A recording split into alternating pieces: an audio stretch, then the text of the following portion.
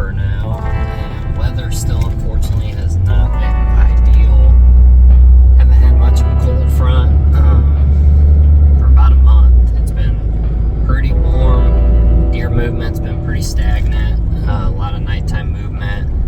When we do get in the lower temperatures in the late evening, I have been seeing a couple of my target bucks, but nothing in daylight and just not much moving right now. So we're going to take advantage of this 50-degree spell we have, and we're heading to the farm. We're going to go move some cameras around, put some boots on the ground, do some scouting, be a little bit intrusive, and figure out where the heck these bucks are at. So that's the game plan today. We're going to take you guys along on this little scouting mission we got, and see if we can't figure out where that short G2 buck or that big 8-pointer is hiding out.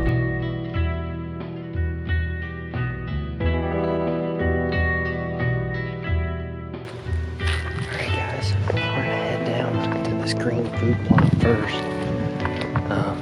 We kind of moved everything around for this bottom cornfield, expecting we were going to get some colder weather. It never came. So I put a camera down in this inside corner where I always see big bucks. Threw up a new Novik stand, and really haven't had anything other than a couple does down in that corner. And it's probably due to it just being warmer, a lot of moisture right now. We got a ton of rain in the forecast still. So I think I'm gonna kind of switch everything back up and go back to like my November tactics. And I'm gonna be hunting bedding, and I'm gonna be hunting green food plots. So that's what we're doing right now. We're gonna go down, put some cameras over this green food plot, and then we're gonna work around the ridges and just do some scout and try to find some buck beds and just figure out where these deer are. I had that really big 8-pointer on camera like a week ago up on this oak flat. So I know he's in that area. I just need to figure out where I need to position the stand to hopefully get a crack at him. Alright guys, well that was a good thing we came down here because this food plot's got deer tracks everywhere. So I'm glad that I got new batteries put in that camera, swapped out the SD card, and hopefully we can get one of these big boys on camera.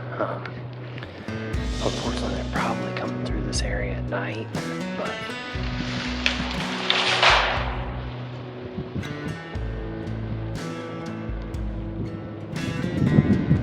oh, that was crazy. Does that tree fall down? Yeah. Gee.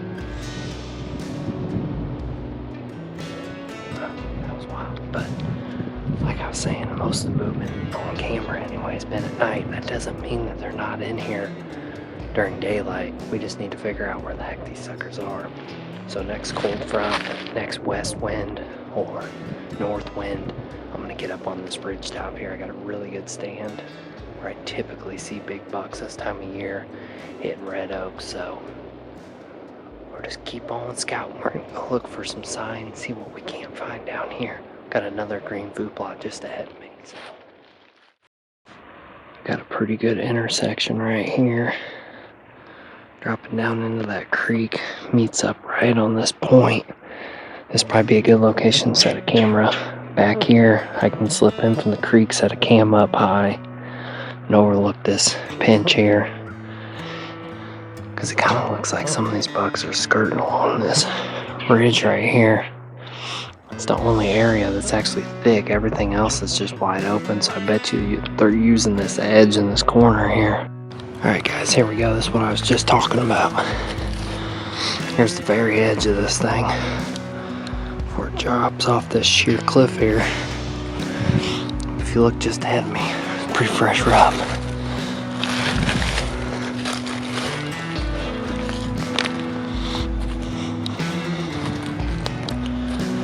That's more fresh than anything else I've seen.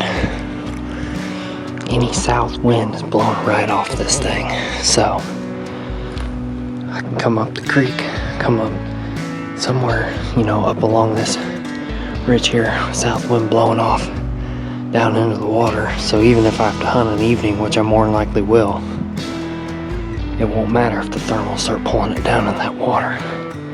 And if I can set it closer to where they pinch down in this thing, but just a little ways back off of it, set up a good 15-20 yard shot. before they drop down in here. So we're gonna go get a cell cam I've got up on this ridge top for a north wind. And we're gonna move it since it's been pretty slow on that camera. We're gonna see if we can't figure out where they're coming out of here. Man, look at that. Now we're in business. Alright guys, so now we're getting a little bit intrusive because that edge right here is where it gets thick. And this is where it pinches. This is the corner here. See all these white oaks? There are acorns everywhere. This is a really good corner. Just nice pocket of white oaks. There's honestly still some acorns on the ground. And as you work down that ridge, it's all red oaks down there. So I'm gonna set this camera up right here and try to catch him as he's coming right along this trail here. Need to hurry up, wrap this up, and then we'll hop back on here when we get down the ridge. Alright guys, getting another reveal set up over this creek crossing here. This thing is mowed down. And what's awesome is the tracks lead right into the creek, and they also lead right down this bank here.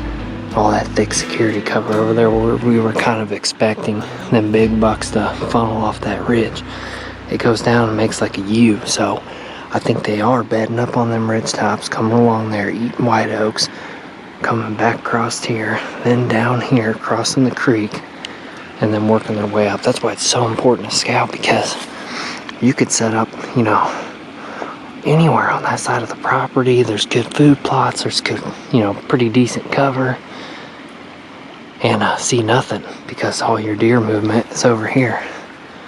You know, even with the right habitat plan, the right food, the right everything, it doesn't always mean that you're not going to have mature bucks seeking a spot that's got more security cover or, you know, less hunting pressure, especially when your neighbors are putting a lot of pressure around your property. So now we're going to get this camera rolling and see what we got coming through here. We got that camera up on the ridge. We're going to see what's coming across there.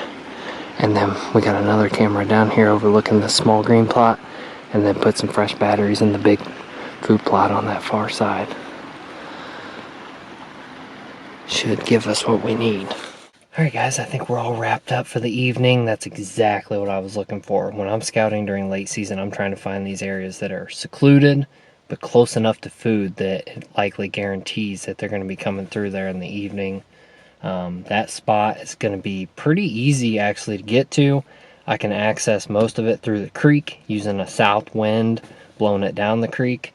The only intrusive part is going to be that last little bit, just getting up in that thick security cover up along that ridge, and I'm not too worried about that. We'll come in during the rain this week. We'll throw up either the Lone Wolf or Novix up in there, and we'll monitor these cameras for the next 4 or 5 days while all this heavy rain's going on, see if we can catch one maybe early in the morning or late in the evening going back to bed there. But as far as having cameras in the right location, I think we have that all dialed in. It's just going to come down to either that big 8 or that short G2 buck showing up. So thanks for tuning in on this week's episode, guys. We did do a video the other week that was talking more about the tactic side of it and what to do and what we like to plan for. If you want more details like that, that'd be that video. This video is more bringing you guys along and showing you what we're doing as far as looking for these 2 bucks we've been after, and try to give you guys an idea or maybe help you think outside the box as far as where these deer are. A lot of people like to focus just on field edges, and for me that just doesn't seem to work. For me, I need to find those bedding areas, thick security cover, and that usually puts me on my target. Thanks again for tuning in, guys.